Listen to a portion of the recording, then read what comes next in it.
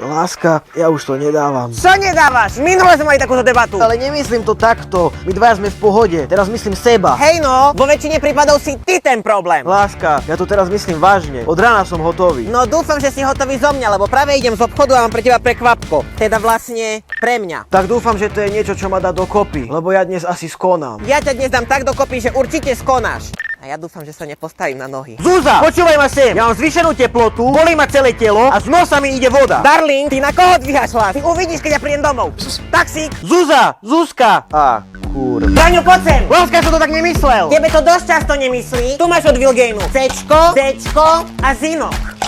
Ale. Žiadne ale. Tebe nič nie je, len máš oslabenú imunitu, lebo vonku začala jeseň. Ale ja do seba nechcem dávať žiadnu chemiu. Láska, odkedy sú vitamíny chémia? A Vilgain ich robí ešte najlepšie na trhu. To postaví na nohy teba, ale aj niečo iné. Jak niečo iné? Koho? Malého Braňa myslím, lebo Zinok, čo držíš v ruke, udržuje vyváženú hladinu testosterónu v krvi. Ale však ja mám testosterón v pohode. Však ja som jak bežný chlap. Hej, si bežný chlap, bo mi tu ješ odpadnúť zo soplíku. Šup toto imunitné trio do tela, lebo večer si ideme dať my do tela. Ináč, nemusela by si takto na mne sedieť, lebo ja už mám v sebe ten Zinok.